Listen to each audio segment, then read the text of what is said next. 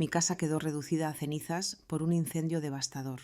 A mis 65 años acudí a buscar refugio en casa de mi hijo, pero él me rechazó alegando que su prometida necesitaba intimidad. Desesperada llamé a mi primer amor, un hombre al que no había visto en 4 décadas. Cuando abrió la puerta de su mansión pronunció solo 3 palabras. Por fin has vuelto a casa. Mi vida cambió para siempre. Pero antes de continuar, asegúrate de estar suscrito al canal y escribe en los comentarios desde qué ciudad nos estás viendo. Nos encanta saber hasta dónde llegan nuestras historias. Me llamo Juana Ramos y a mis 65 años pensaba que ya había experimentado todo tipo de sufrimiento que la vida podía arrojarme. Estaba equivocada. Todo comenzó un miércoles que parecía como cualquier otro en el barrio de Tetuán, Madrid. Estaba en la cocina preparando mi café de media tarde cuando percibí un olor extraño. Decidí comprobar pensando que tal vez había dejado algo en el fuego. Cuando abrí la puerta del salón me encontré con una cortina de humo tan espesa que apenas podía ver a través de ella. Las llamas ya estaban devorando las cortinas y trepaban por las paredes con una velocidad que me dejó paralizada durante unos segundos cruciales. El detector de humos debería haber estado gritando, pero descubrí más tarde que la pila se había agotado hacía meses. Un simple descuido que me costaría todo lo que poseía. Corrí de vuelta a la cocina buscando a tientas el teléfono para llamar a los bomberos. Pero el humo estaba por todas partes dificultando la respiración, imposibilitando pensar con claridad. Oí cristales rompiéndose y me di cuenta de que no tenía tiempo.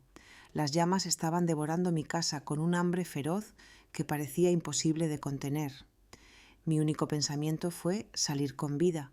Agarré mi bolso que estaba sobre la mesa de la cocina y salí corriendo por la puerta trasera. Lo último que vi antes de salir, tambaleándome, fue el retrato de Roberto, mi difunto marido, comenzando a ennegrecerse por el calor. Los vecinos ya estaban en la calle cuando salí tosiendo y jadeando. Doña Amparo, mi vecina de 78 años, fue la primera en acercarse corriendo, abrazándome, mientras ambas observábamos impotentes cómo el fuego devoraba la casa donde había vivido durante más de 40 años. Los bomberos llegaron en 10 minutos, pero ya era demasiado tarde. Consiguieron evitar que el fuego se propagara a las casas vecinas, pero la mía estaba más allá de toda salvación. En solo una hora, 4 décadas de recuerdos quedaron reducidas a cenizas. La mesa de la cocina donde Álvaro solía hacer los deberes, las paredes que guardaban las marcas del crecimiento de mi hijo, el dormitorio que compartí con Roberto durante 37 años, todo había desaparecido. Me quedé en la acera envuelta en una manta que alguien había puesto sobre mis hombros mientras los bomberos hacían su trabajo. Más tarde me dirían que probablemente fue un cortocircuito en un viejo enchufe del salón, un simple problema eléctrico que convirtió mi vida en ruinas. Las llamas finalmente se apagaron dejando atrás solo una estructura ennegrecida y humeante. El jefe de bomberos se acercó a mí, su rostro manchado de hollín, sus ojos llenos de una lástima que no podía soportar en ese momento. Lo siento mucho, señora. Hicimos todo lo que pudimos, pero no necesitaba terminar la frase. Podía verlo por mí misma, una pérdida total, todo lo que poseía aparte de la ropa que llevaba puesta, y el contenido de mi bolso había desaparecido. Los vecinos que tuvieron la suerte de conservar sus casas me acogieron la primera noche. La dulce doña Amparo insistió en que me quedara con ella, pero su pequeño apartamento ya estaba abarrotado con nietos de visita. La Cruz Roja había instalado refugios de emergencia, pero la idea de dormir en un gimnasio lleno de extraños me hacía sentir aún más perdida. Fue entonces cuando supe que tenía que llamar a Álvaro. Mi hijo vive a unos 40 minutos en coche en Pozuelo de Alarcón, un elegante barrio de las afueras de Madrid con calles arboladas y casas que parecen sacadas directamente de una revista. Se mudó allí hace 4 años cuando lo ascendieron a gerente regional en la compañía de seguros donde trabaja. No éramos cercanos, no de la manera en que madres e hijos deberían serlo, pero era toda la familia que me quedaba. Usé el teléfono de doña Amparo porque el mío se había derretido junto con todo lo demás. Álvaro, cariño. Soy mamá, dije, mi voz más débil de lo que pretendía. Mamá, ¿qué pasa? Pareces alterada. Hubo un incendio, hijo. La casa se ha ido. Todo se ha ido. Hubo una pausa que se sintió como una eternidad. ¿Te hiciste daño? No estoy bien, solo algunos rasguños y la garganta rasposa por el humo, pero necesito un lugar donde quedarme mientras resuelvo las cosas, solo temporalmente. Otra pausa. Claro, mamá, ven, ya lo resolveremos. El alivio que me inundó fue tan intenso que casi me desplomo. Mi hijo cuidaría de mí. A pesar de toda nuestra distancia, todas las llamadas perdidas y las cenas navideñas incómodas, seguía siendo mi niño.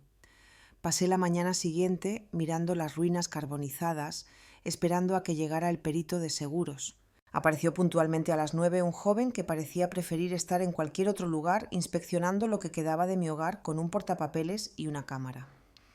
Pérdida total, dijo pragmáticamente, como si esas dos palabras no representaran toda mi vida.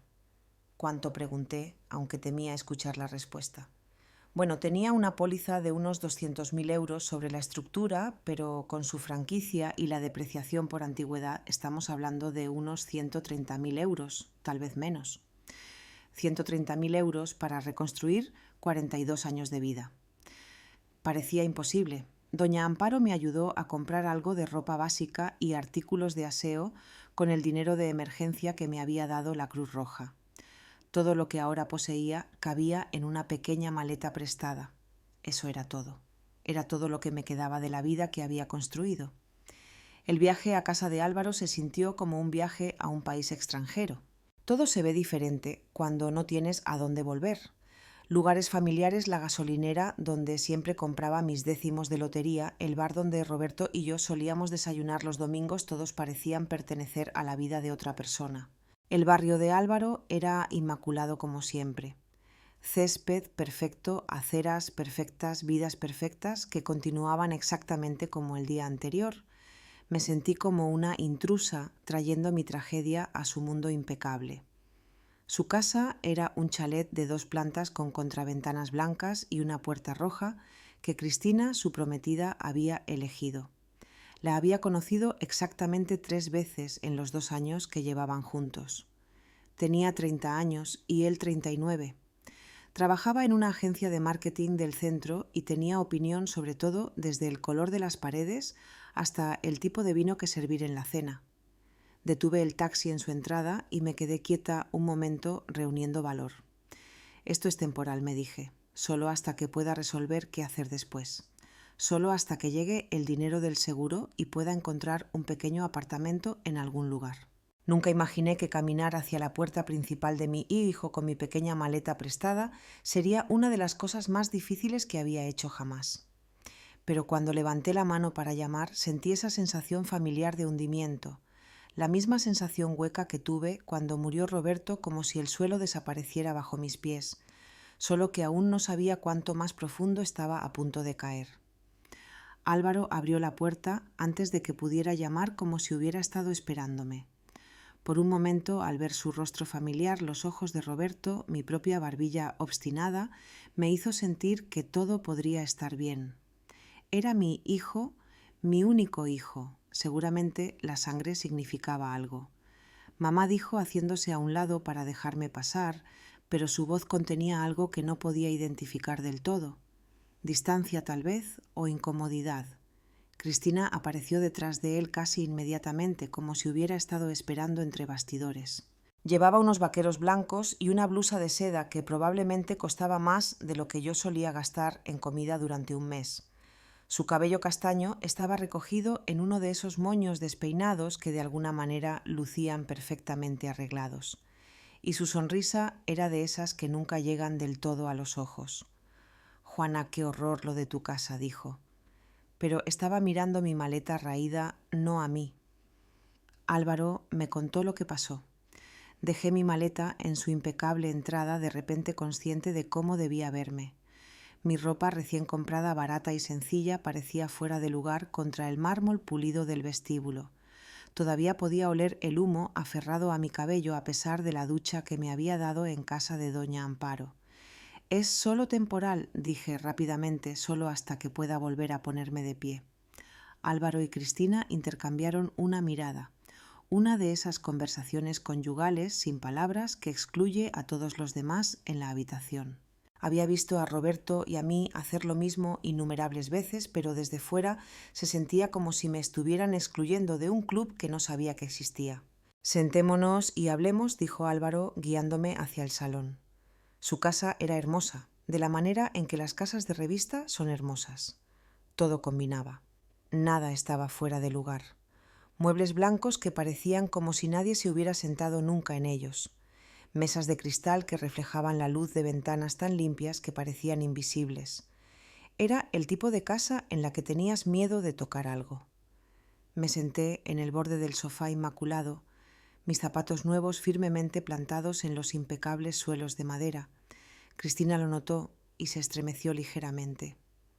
Entonces, «¿Cuál es el plan?», preguntó Álvaro, acomodándose en el sillón frente a mí, no a mi lado, en el sofá donde podría haber puesto su brazo alrededor de su madre, angustiada, sino enfrente de mí, como si estuviéramos llevando a cabo un negocio. Bueno, el perito de seguros dijo que tomará unas semanas procesar todo, tal vez un mes. Esperaba poder quedarme aquí hasta entonces, solo hasta que encuentre un pequeño apartamento o algo así. El silencio que siguió se extendió unos 10 segundos más de lo que debería. Vi el rostro de Cristina cambiar. Vi su mandíbula tensarse casi imperceptiblemente. Se inclinó y puso su mano en el brazo de Álvaro, un gesto que parecía de apoyo pero que claramente era posesivo. Mamá, comenzó Álvaro, y supe por su tono que lo que vendría a continuación me rompería el corazón. El caso es que Cristina y yo hemos estado hablando y realmente valoramos nuestra intimidad aquí. Trabajamos muchas horas y esta es nuestro santuario, si sabes a qué me refiero. Parpadeé sin comprender del todo, no estaría en vuestro camino. Mantendría mi espacio, ayudaría con la cocina, la limpieza. No sería una molestia. Cristina se inclinó hacia adelante, su voz suave pero firme. No se trata de ser una molestia, Juana. Se trata del espacio.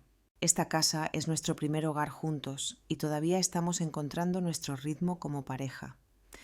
Soy su madre, dije las palabras saliendo más cortantes de lo que pretendía. Por supuesto que lo eres, respondió Cristina suavemente. Y por eso pensamos que estarías más cómoda en otro lugar, en algún lugar donde puedas tener tu independencia mientras te reconstruyes. Miré a Álvaro, esperando que la contradijera, que recordara que yo era la mujer que se había quedado despierta con él durante cada fiebre, que había trabajado turnos dobles para pagar sus libros de universidad, que había sostenido su mano durante su divorcio hace 3 años, cuando su ex esposa lo dejó por su entrenador personal. En cambio, asintió. Cristina tiene razón, mamá. Creemos que serías más feliz con tu propio espacio. Las palabras me golpearon como un puñetazo físico. En realidad sentí que mi pecho se contraía como si alguien estuviera apretando mis pulmones. Más feliz, Álvaro, perdí todo ayer. Todo. ¿Y crees que sería más feliz sola en una habitación de hotel que aquí con mi familia? No tiene que ser un hotel, dijo Cristina rápidamente. Hay algunos apartahoteles encantadores cerca del centro comercial, muy limpios, muy seguros, y tienen pequeñas cocinetas para que puedas cocinar tú misma. Me quedé mirando a esta mujer que solo había estado en la vida de mi hijo durante 2 años, diciéndome dónde debería vivir después de perder mi hogar. ¿Y cómo se supone que voy a pagar este encantador apartahotel? El dinero del seguro no llegará hasta dentro de semanas. Álvaro se movió incómodo. Podría ayudarte con eso. Unos cientos de euros para empezar. ¿Unos cientos de euros? Como si fuera una pariente lejana que apenas conocía, no la mujer que le dio la vida. Álvaro, dije, mi voz apenas un susurro. Te cambié los pañales. Te mecí durante tus cólicos. Te enseñé a montar en bicicleta. Te ayudé con tus deberes. Te sostuve cuando llorabas porque Lucía Velasco te rompió el corazón en el instituto. Su rostro se torció ligeramente, pero Cristina apretó su brazo con más fuerza. Nadie está cuestionando tu historia, dijo. Solo creemos que todos estarían más cómodos con algunos límites. Límites. Había escuchado esa palabra del terapeuta que Álvaro había visto después de su divorcio. Todo era sobre límites. Me estáis echando, dije, sin rodeos. No te estamos echando, protestó Álvaro. Solo estamos diciendo que tal vez este arreglo no funcionaría para nadie. ¿De quién fue la idea?, pregunté, aunque ya sabía la respuesta. Podía verlo en la forma en que Cristina se reclinó ligeramente satisfecha, como si hubiera ganado algo. Lo discutimos juntos, dijo Álvaro, pero no me miraba a los ojos. Me levanté lentamente, mis rodillas crujiendo de una manera que me recordó que tenía 65 años y estaba sola en el mundo. Entiendo. Mamá, no seas así. Estamos tratando de hacer lo mejor para todos. Lo mejor para todos, repetí las palabras como si fueran un idioma extranjero. Lo mejor para todos, Álvaro, sería que tu madre no tuviera que dormir en la calle esta noche. El rostro perfectamente maquillado de Cristina se contorsionó en una expresión de preocupación. No tienes que dormir en la calle. Como dije, hay opciones. Miré alrededor del impecable salón una última vez, a las fotos familiares que incluían a Álvaro y Cristina, pero ninguna de mí, a los muebles caros en los que nadie podía vivir realmente, a mi hijo que había elegido a esta mujer fría y hermosa por encima de su propia madre. Tienes razón, dije finalmente. Siempre hay opciones. Recogí mi pequeña maleta. Su peso se sentía más pesado ahora que sabía dónde no era bienvenida. Álvaro se levantó, luciendo incómodo, pero no lo suficientemente incómodo como para cambiar de opinión. Te llamaré en unos días, dijo, tan pronto como te instales en algún lugar. No te molestes, dije sorprendida de lo firme que sonaba mi voz. No querría invadir vuestro santuario. Cristina tuvo la decencia de parecer ligeramente avergonzada, pero no lo suficiente como para hablar. No lo suficiente como para decir, espera, esto está mal, es tu madre. Salí de esa casa perfecta, con su pareja perfecta y sus límites perfectos, y me quedé en la acera durante mucho tiempo antes de poder obligarme a caminar. A través de la ventana del salón podía ver a Álvaro y Cristina hablando probablemente sobre lo difícil que estaba siendo yo, sobre cuánto drama estaba trayendo a sus vidas pacíficas. La ironía no se me escapó. Había pasado años después de la muerte de Roberto diciéndome que era fuerte e independiente, que no necesitaba a nadie. Ahora, cuando realmente necesitaba ayuda, descubrí que la independencia es un lujo que solo puedes permitirte cuando tienes opciones. Caminé hasta un pequeño hostal económico en la esquina y gasté casi todo el dinero que me quedaba en una habitación para la noche. 45 euros por una cama dura y paredes que olían a humedad. Sentada en esa cama dura mirando las paredes descascaradas, traté de averiguar a dónde se suponía que debía ir una mujer de 65 años con casi nada de dinero y solo una maleta de ropa barata. Fue entonces cuando recordé la tarjeta de visita que había llevado en mi cartera durante casi 40 años, milagrosamente salvada porque estaba conmigo en el momento del incendio, amarillenta por la edad y suave de tanto manejarla. Una tarjeta que nunca pensé que realmente usaría de un hombre al que amé cuando el mundo era joven y todo parecía posible. Rodrigo Santana, el hombre que prometió volver por mí un día antes de que la vida interviniera, y ese día nunca llegara. Pasé 3 noches en ese hostal barato antes de encontrar el valor para hacer la llamada. 3 noches despertando con dolor de espalda por el colchón delgado y el sabor de la vergüenza en mi boca.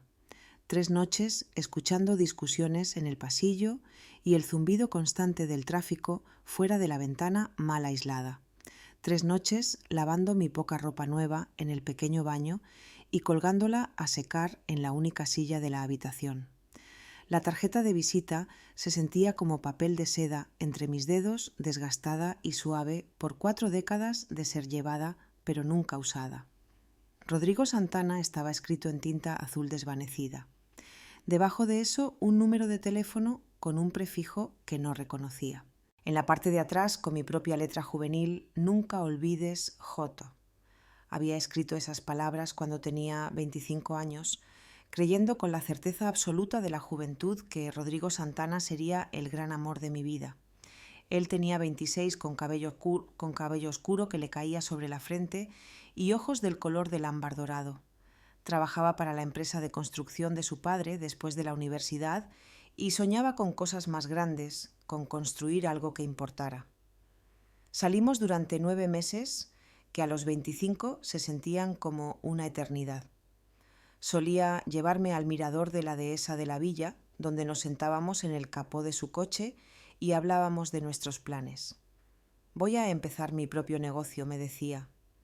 Algo con construcción o desarrollo inmobiliario. Algo que me haga lo suficientemente rico como para darte todo lo que mereces. Volveré por ti. Juana me prometió la noche antes de irse a un proyecto en Barcelona. Voy a hacer algo de mí mismo y luego volveré y me casaré contigo. Pero las promesas a los 25 tienen la costumbre de desvanecerse cuando la vida real se hace cargo. Escribió cartas al principio, cartas largas y apasionadas, llenas de sueños y planes. Yo le escribía de vuelta contándole sobre mi trabajo en la caja de ahorros, sobre cómo estaba esperando tal como había prometido. Luego las cartas se hicieron más cortas, menos frecuentes. Cuando conocí a Roberto 6 meses después en un evento parroquial, Rodrigo se sentía como un hermoso sueño que una vez tuve demasiado bueno para ser real. Roberto era estable, confiable, ya tenía 32 años y un buen trabajo en Telefónica.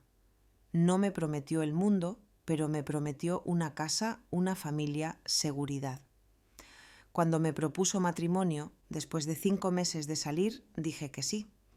Puse la tarjeta de visita de Rodrigo en el bolsillo de mi vestido de novia, un talismán secreto que no podía obligarme a tirar. Ahora, 40 años después, sentada en una habitación de hostal barata que olía a humedad y cigarrillos rancios, me pregunté qué habría sido de ese hombre soñador de ojos ámbar.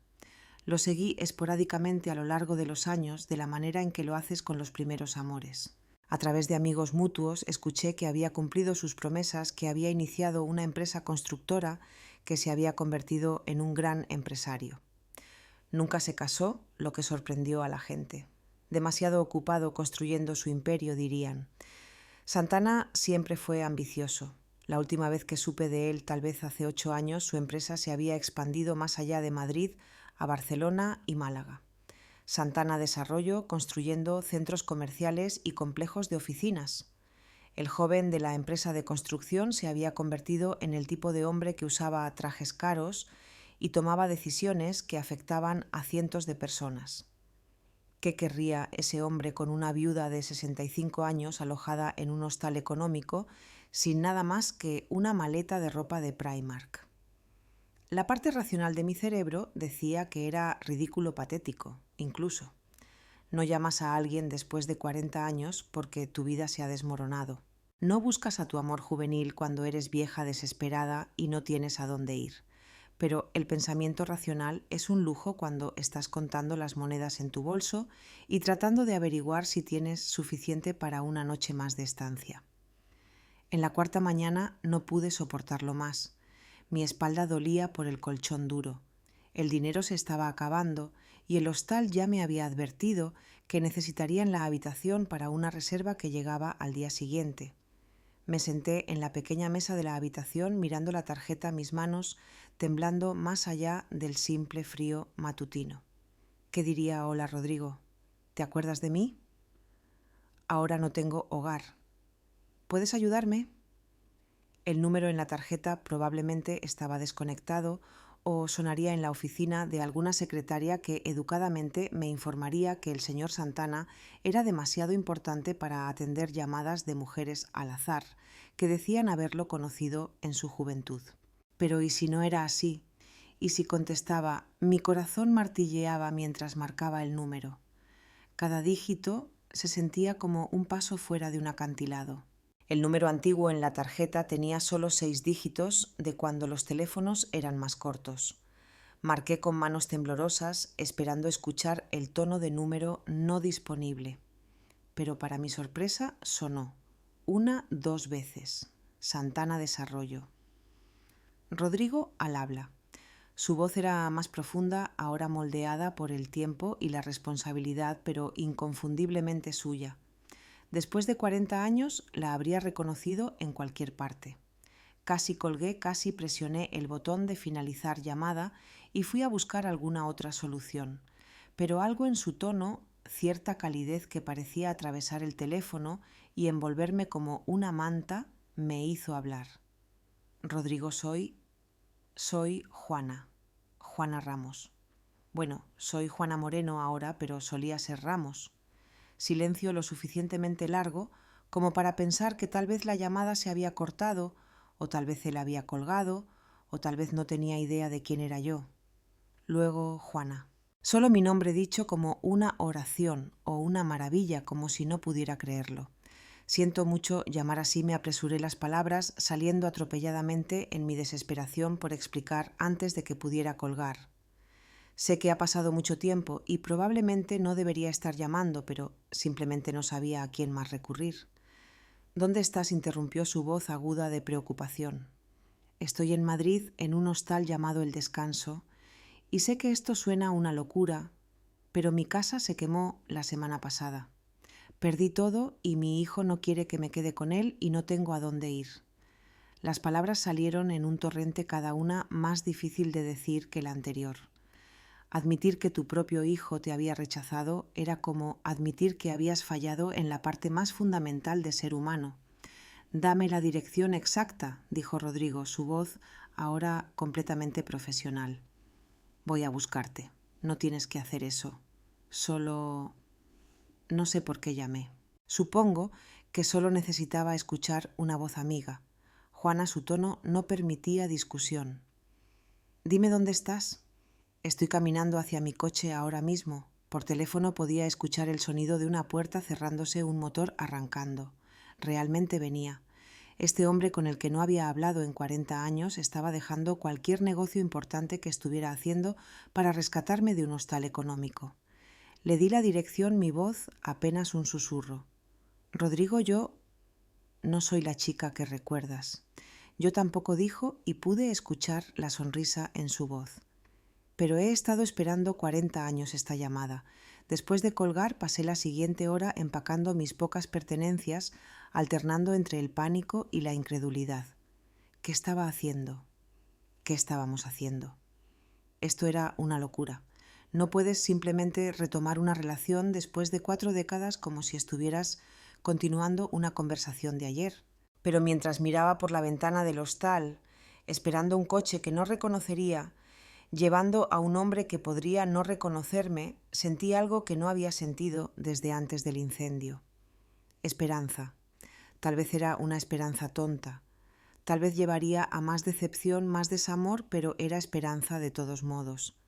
Y a los 65, sin nada que perder la esperanza, valía el riesgo. A las 10:45 en punto, un Mercedes plateado se detuvo frente al hostal reluciente y pulido contra el gastado telón de fondo de la calle. Miré por la ventana mientras el coche se estacionaba, mi corazón latiendo contra mis costillas como un pájaro tratando de escapar de su jaula.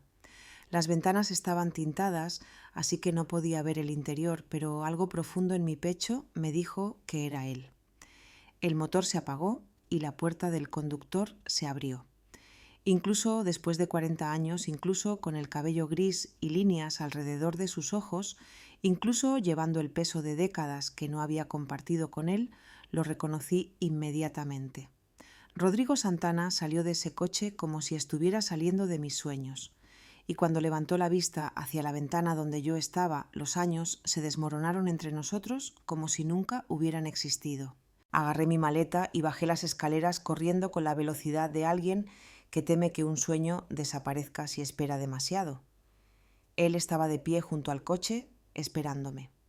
Rodrigo tenía la misma confianza relajada que había tenido a los 26, pero ahora estaba refinada, pulida por el éxito y la madurez. Llevaba vaqueros oscuros y un suéter azul marino que probablemente costaba más de lo que yo solía gastar en comida durante un mes.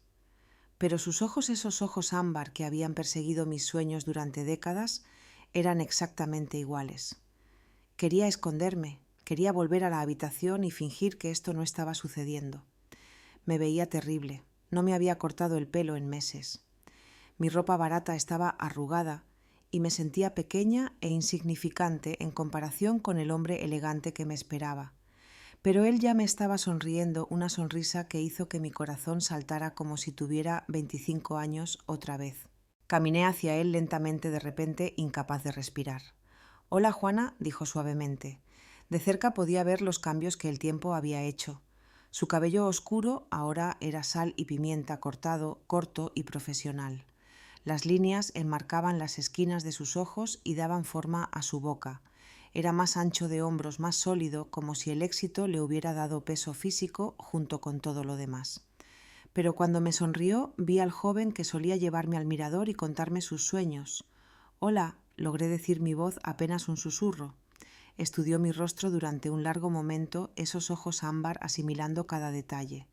Quería disculparme por cómo me veía por lo lejos que había caído por llamarlo, después de todos esos años sin tener nada que ofrecer excepto problemas. En cambio dijo 3 palabras que lo cambiaron todo. «Estás preciosa». Empecé a llorar.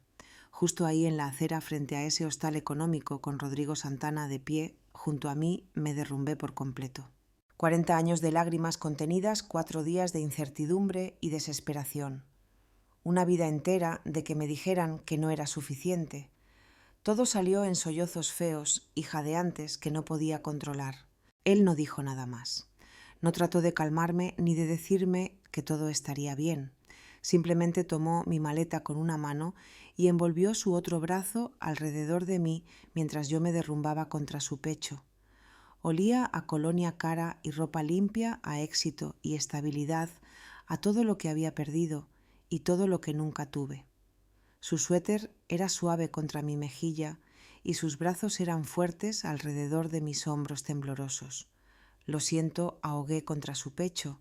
«Lo siento, Rodrigo. No debería haber llamado. No debería arrastrarte a este lío». «Shh», murmuró su mano acariciando mi espalda. «Deberías haber llamado hace años». Cuando las lágrimas finalmente se calmaron, me alejé para mirarlo avergonzada por la mancha húmeda que había dejado en su caro suéter. «Debo parecer un desastre». Extendió la mano y limpió una lágrima de mi mejilla, su toque tan suave como un susurro. «Pareces alguien que ha pasado por el infierno y lo ha sobrevivido. Eso no es un desastre, Juana. Eso es fuerza». Me reí, pero salió tembloroso y amargo. «Fuerza. Tengo 65 años. Me estoy alojando en un hostal de mala muerte porque mi propio hijo no me quiere.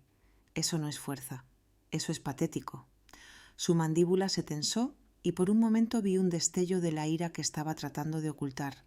«Tu hijo es un tonto. No lo conoces. No necesito conocerlo. Te conozco a ti». Hizo una pausa sus manos, todavía descansando ligeramente sobre mis hombros. «O al menos conocí a la que eras. Y la Juana Ramos que conocí nunca rechazaría a alguien que la necesitara, especialmente a su familia». La forma en que dijo mi nombre de soltera, como si fuera algo precioso que había guardado todos estos años, hizo que mi pecho doliera de añoranza por la mujer que solía ser. «Eso fue hace mucho tiempo», dije. «Ya no soy esa chica. Tal vez no estuvo de acuerdo, pero me gustaría conocer a la mujer en la que se convirtió». Puso mi maleta en el maletero de su coche de lujo como si fuera un tesoro, no una bolsa barata, que contenía todo lo que me quedaba en el mundo. Mientras abría la puerta del pasajero para mí, quedé momentáneamente aturdida por la irrealidad de la situación. La mañana del incendio tenía una casa recuerdos, una vida construida durante décadas. Ahora estaba subiéndome al coche de un hombre que no había visto en 40 años, sin tener idea de qué vendría después. «¿A dónde vamos?», pregunté mientras arrancaba el motor. «A casa», dijo simplemente. El viaje tomó casi 1 hora pasando por barrios cada vez más ricos hasta que llegamos a una zona que nunca había visto antes. Colinas ondulantes salpicadas de propiedades escondidas detrás de muros de piedra y verjas de hierro. Árboles que parecían haber sido colocados profesionalmente, buzones que probablemente costaban más que los coches de la mayoría de la gente. Rodrigo giró hacia un largo camino de entrada marcado solo por una pequeña placa de latón que decía Santana. El camino serpenteaba a través de árboles maduros y jardines cuidados antes de abrirse a una entrada circular frente a una casa que me dejó sin aliento. No era llamativa ni ostentosa. Era elegante de la manera en que el dinero real es elegante. Sutil, segura, construida para durar. Piedra y madera con ventanas altas que captaban la luz de la tarde y un porche que te invitaba a sentarte y quedarte un rato. «Rodrigo», susurré, mirando este monumento a todo lo que había logrado. Esto es increíble. Aparcó el coche, pero no salió de inmediato. En cambio, se quedó allí sentado mirando la casa como si la estuviera viendo a través de mis ojos. Es demasiado grande, dijo en voz baja. Siempre lo ha sido. La construí pensando que la llenaría algún día, pero se encogió de hombros. Un gesto tan familiar que hizo que mi corazón doliera. Algunos sueños no funcionan como los planeaste. ¿Nunca te casaste? La pregunta se escapó antes de que pudiera detenerla. Se volvió para mirarme su expresión indescifrable. Estuve cerca un par de veces, pero siempre faltaba algo. Hizo una pausa, luego dijo simplemente tú. La palabra quedó suspendida entre nosotros en el silencio del coche, cargada con 40 años de y sí y podría haber sido. Quería preguntarle qué quería decir. Quería entender cómo podría haber faltado de una vida de la que nunca formé parte. Pero antes de que pudiera encontrar las palabras, él ya estaba fuera del coche, rodeándolo para abrir mi puerta. La casa era aún más impresionante por dentro. Suelos de madera que brillaban como la miel, techos altos, muebles que parecían pertenecer a revistas de arquitectura, pero que no se sentían fríos o como de museo. Había libros por todas partes cómodos, sillones de lectura colocados cerca de las ventanas, fotos esparcidas en las mesas auxiliares. Se sentía como un hogar donde alguien realmente vivía, no solo un escaparate del éxito. ¿Tienes hambre?, preguntó Rodrigo, llevándome a una cocina que era más grande que mi antiguo salón. Estaba a punto de preparar el almuerzo cuando llamaste. Me di cuenta de que estaba hambrienta. El desayuno del hostal había sido solo tostadas rancias y café débil, y mi estómago se retorcía de vacío y nervios. No quiero ser una molestia, empecé, pero él me cortó con una mirada. Juana, para. No eres una molestia. Eres... Hizo una pausa buscando las palabras. Eres la respuesta a una pregunta que he estado haciendo durante 40 años. Mientras cocinaba, y realmente sabía cocinar moviéndose por esa enorme cocina con la facilidad de alguien que había aprendido a cuidar de sí mismo, estudié las fotografías esparcidas por la habitación. Rodrigo en ceremonias de inauguración, estrechando la mano de gente importante. Rodrigo con varias mujeres en galas benéficas y cenas de negocios, siempre sonriendo, pero nunca luciendo completamente feliz. Cuéntame de tu vida, dijo, colocando un plato de pollo perfectamente asado y verduras rostizadas frente a mí. Cuéntame de Roberto, de tu hijo, de todo lo que me perdí. Así que lo hice. Durante un almuerzo que sabía a gloria después de días de comida terrible de hostal, le conté sobre mi matrimonio con Roberto, estable y cómodo, dándome seguridad y compañía, sino pasión. Sobre Álvaro, el bebé que había deseado tan desesperadamente y amado tan ferozmente que creció para ser un extraño que valoraba la comodidad de su prometida por encima de las necesidades de su madre. Le conté sobre los años de ser una buena esposa, una buena madre, una buena viuda. Sobre el incendio que se había llevado todo lo que poseía y el hijo que se había llevado todo lo que me quedaba. Rodrigo escuchó sin interrumpir, sus ojos ámbar nunca dejando mi rostro. Cuando terminé, guardó silencio durante un largo momento. Lo siento, dijo finalmente. Siento lo de Roberto, lo de tu casa, lo de tu hijo, pero no siento que me hayas llamado. ¿Por qué? La pregunta salió más pequeña de lo que pretendía. Extendió la mano a través de la mesa y tomó mi mano en la suya. Todavía fuerte, todavía gentil, todavía capaz de hacer que mi corazón se acelerara después de todos estos años. Porque nunca dejé de amarte, dijo en voz baja. Porque cada negocio que hice, cada éxito que logré, cada euro que gané, todo fue para poder ser digno de ti cuando finalmente volvieras a mí. Rodrigo, sé que esto suena una locura. Sé que 40 años es mucho tiempo y que somos personas diferentes ahora, pero cuando escuché tu voz en ese teléfono hoy fue como si la pieza que faltaba en mi vida finalmente encajara en su lugar. Miré nuestras manos unidas, la suya bronceada y bien cuidada, la mía desgastada por el trabajo y mostrando cada día de mis 65 años. No soy la chica que recuerdas. Eres mejor, discrepó.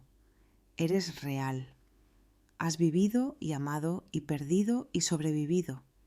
Esa chica de 25 años era hermosa, pero solo era potencial.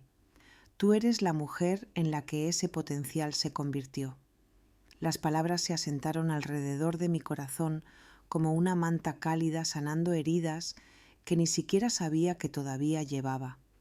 Por primera vez en más tiempo del que podía recordar, me sentí vista no como la madre de alguien o la esposa de alguien o la carga de alguien, sino como yo misma. ¿Qué pasa ahora?, pregunté. Rodrigo sonrió. Esa misma sonrisa devastadora que me hizo enamorarme de él cuando el mundo era joven.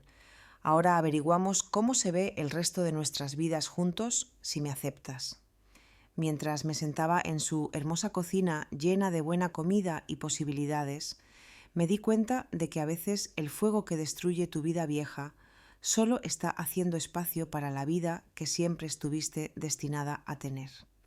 Vivir con Rodrigo fue como descubrir una versión de mí misma que había olvidado que existía. La primera semana fue extraña, caminando de puntillas el uno alrededor del otro como extraños educados, compartiendo espacio. Me dio toda la suite de invitados de su casa, una habitación más grande que mi antiguo salón, un baño privado con una bañera que podría caber 2 personas y una pequeña área de estar con vistas a sus jardines. Me sentía como si me estuviera alojando en un hotel de lujo, temerosa de tocar algo o dejar demasiada evidencia de mi presencia. Pero Rodrigo fue paciente de la manera en que los hombres exitosos aprenden a serlo y gradualmente comencé a relajarme. Tenía una ama de llaves remedios que venía 3 días a la semana. Pero los otros días me encontré cocinando para él. Comenzó pequeño, haciendo café por la mañana, preparando almuerzos simples. Pero Rodrigo apreciaba todo con el entusiasmo de alguien que había comido comida de buffet y restaurantes durante décadas.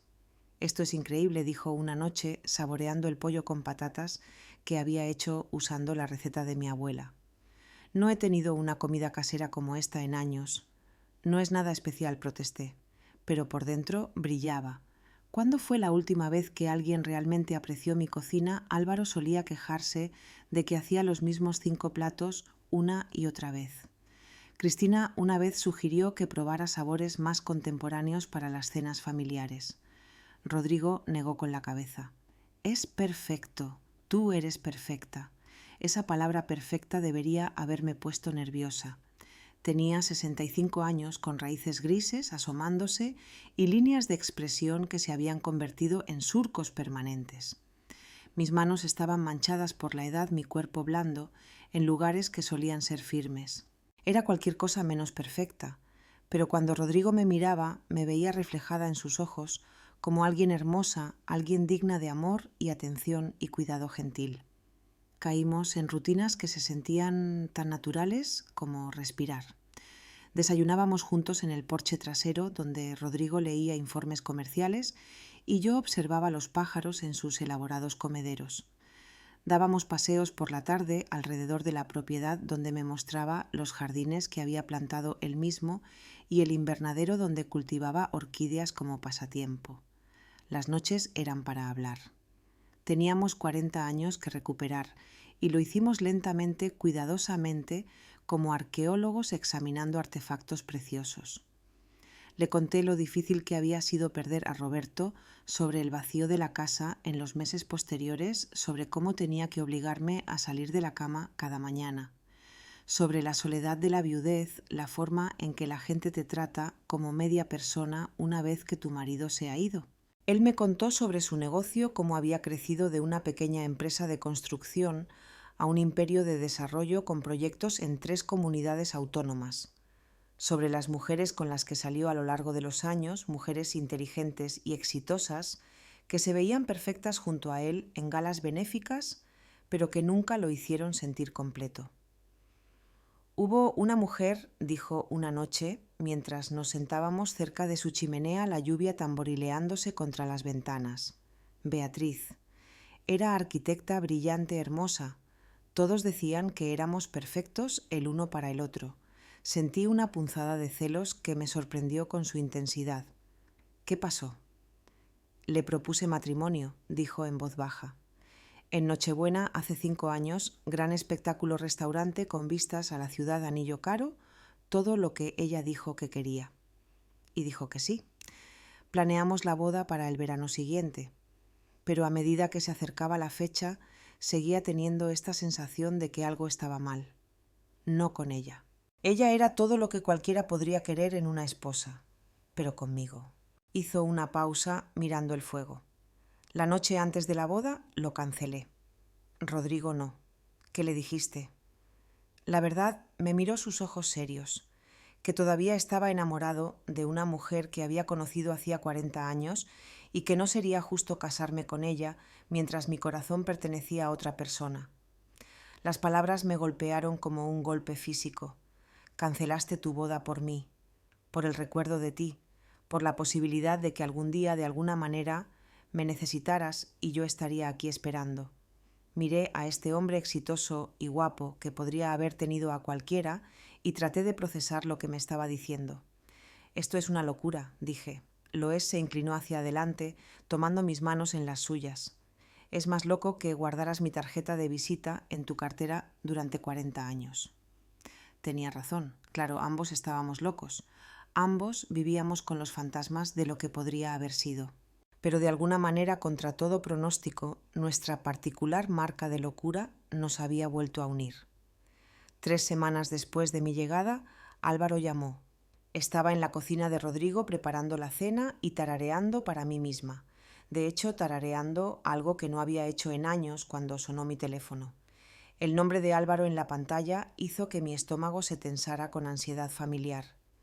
Hola, cariño, dije tratando de mantener mi voz neutral. Mamá, su tono era extraño, cuidadosamente controlado. He estado tratando de llamarte.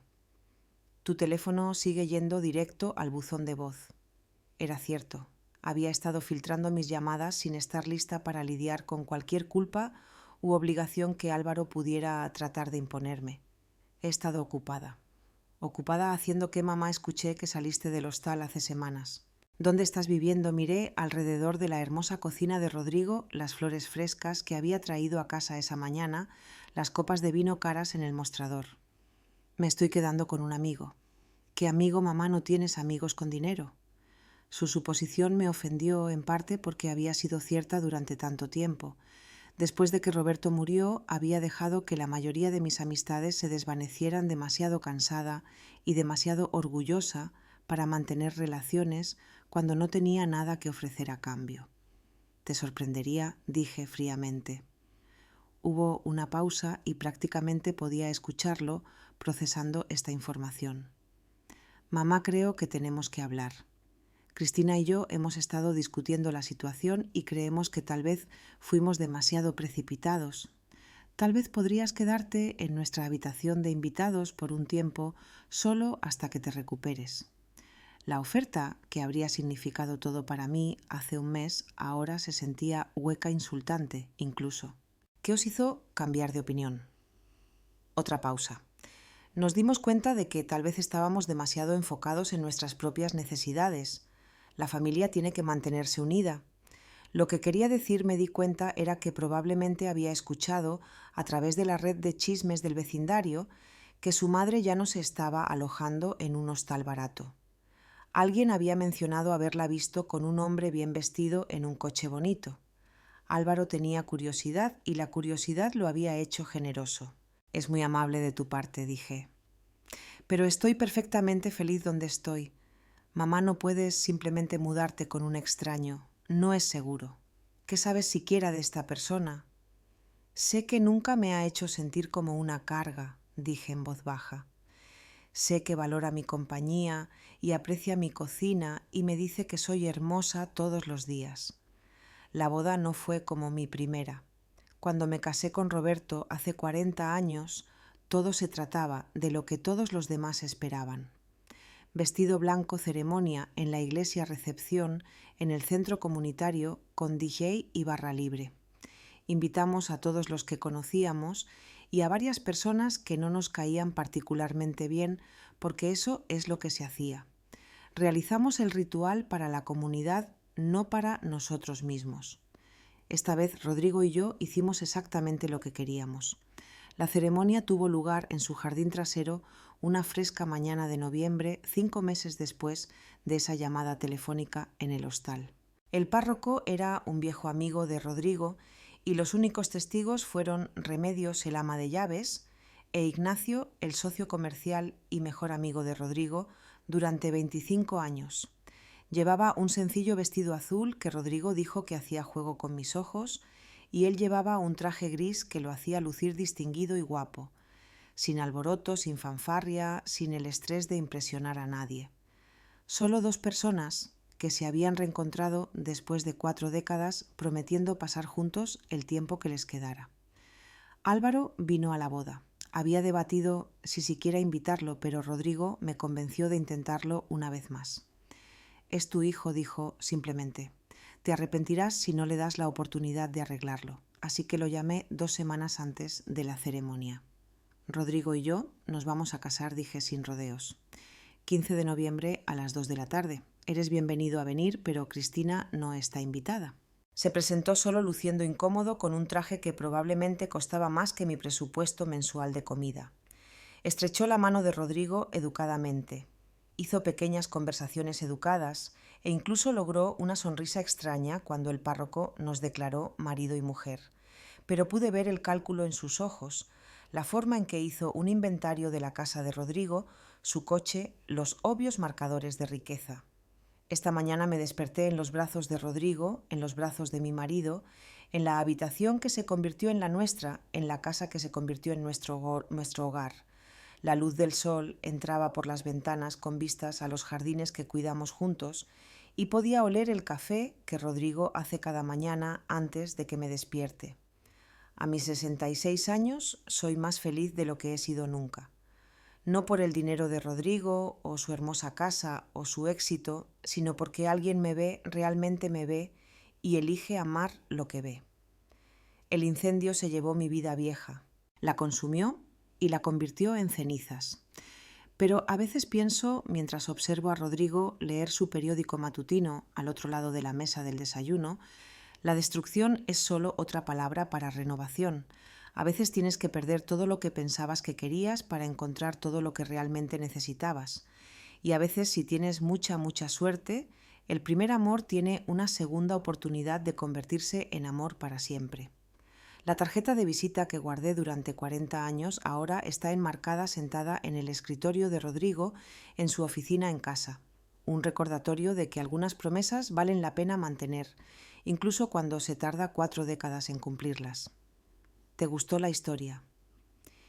¿Y desde qué ciudad nos estás escuchando? Encontrémonos en los comentarios. Si te gustó la historia, puedes apoyarme enviando un súper gracias para que pueda seguir trayendo más historias como esta. Muchas gracias por tu dulce apoyo. Espero tus comentarios sobre la historia. En la pantalla puedes ver 2 nuevas historias de vida que recomiendo mucho.